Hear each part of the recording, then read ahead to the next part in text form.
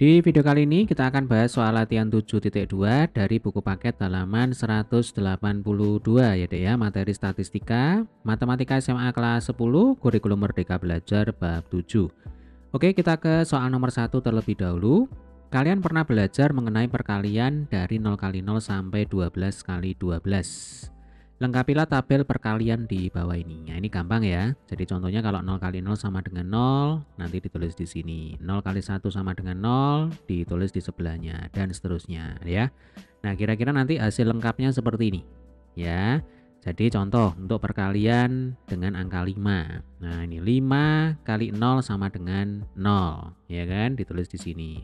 5 kali 1 sama dengan 5, 5 kali 2 sama dengan 10, 5 kali 3 sama dengan 15, dan seterusnya ya, sampai 5 kali 12 sama dengan 60.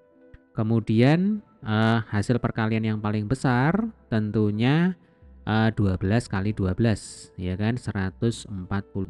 Nah, ditulis di pojok kanan paling bawah ya. Oke, saya pikir ini sudah jelas ya. Nah, sekarang kita lanjutkan.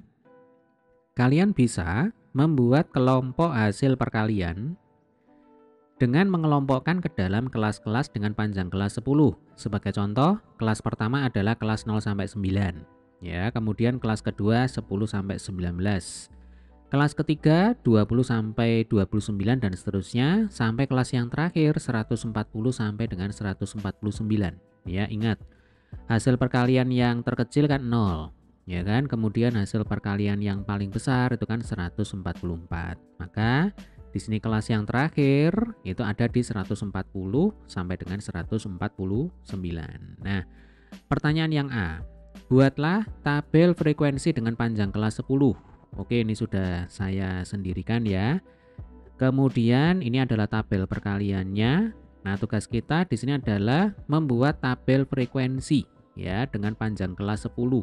Nah, nanti kira-kira seperti ini ya. Kelas yang pertama 0 sampai 9, kelas yang kedua 10 sampai 19, kelas yang ketiga 20 sampai 29 dan seterusnya sampai yang terakhir 140 sampai dengan 149.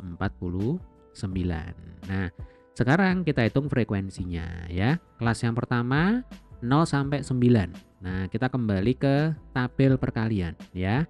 Yang hasil perkaliannya itu antara 0 sampai 9, ini kita hitung. Ya, mungkin supaya enak ini kita beri tanda dulu, baru nanti kita hitung. Ya, berarti 0, ini kita beri tanda ya kan. Kemudian 0 dan 1, kemudian 2, 3, 4, 5, 6, 7, 8, 9 ya. Jadi ingat yang kita cari adalah yang hasil perkaliannya antara 0 sampai 9. Nah, seperti ini. Ini 0, 3, 6, 0, 4, 8, 0, 5, 0, 6, 0, 7 ya kan. Kemudian 08, 09, 10 nggak ikut ya. Nah, 10 nggak ikut karena 0 sampai 9. Kemudian ini 0 kita arsir, 0 kita arsir. Terus mana lagi, ini harus teliti. Oh, ini belum kita arsir ya. Nah, coba sekarang kita hitung sama-sama ya.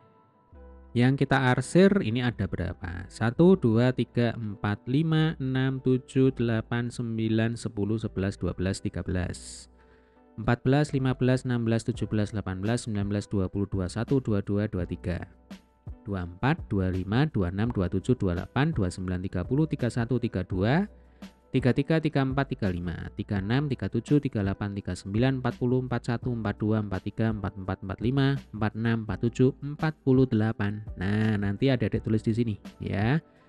Untuk kelas yang pertama 0 sampai 9, frekuensinya 48.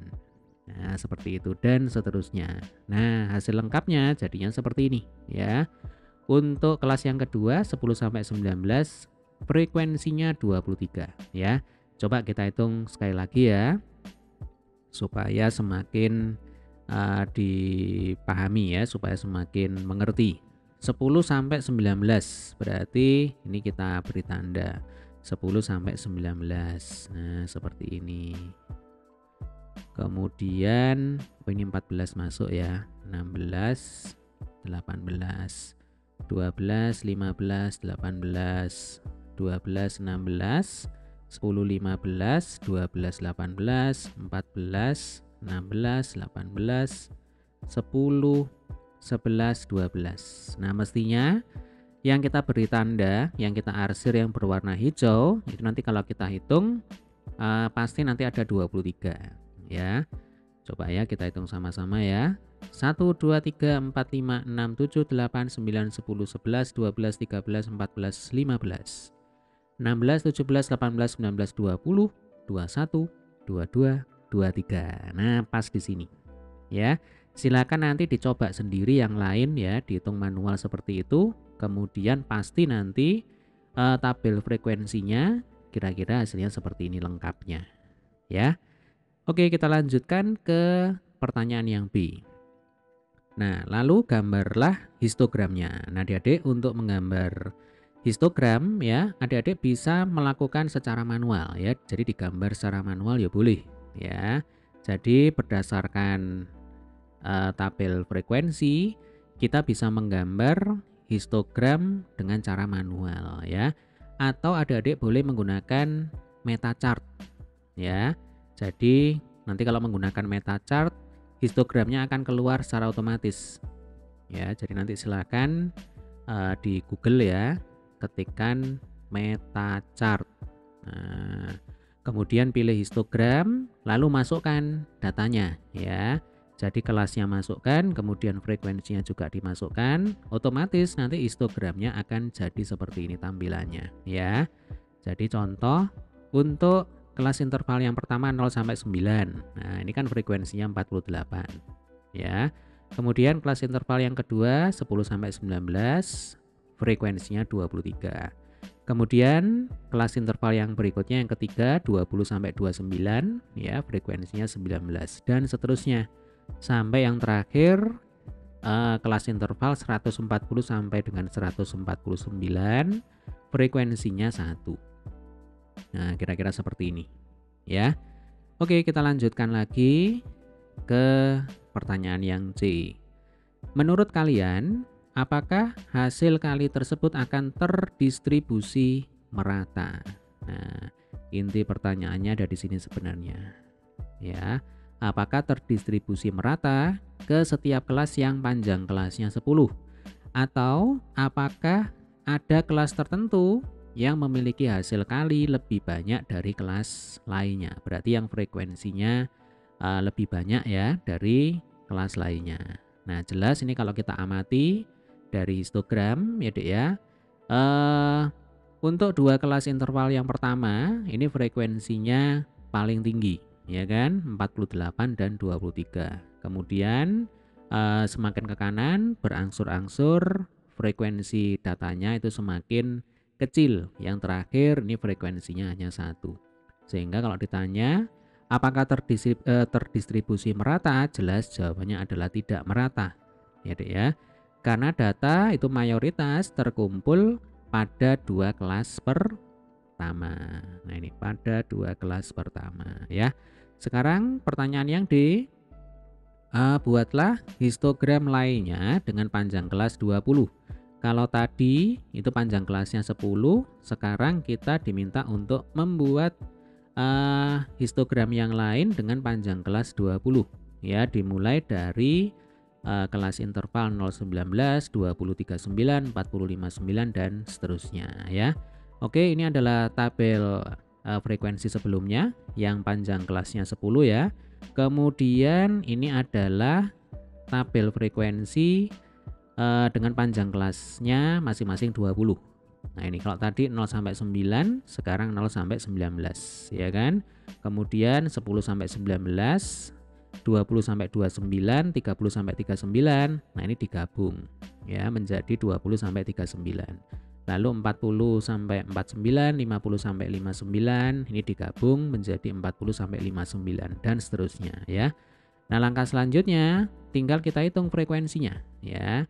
Jadi karena digabungkan maka frekuensinya juga kita jumlahkan ya Dek ya.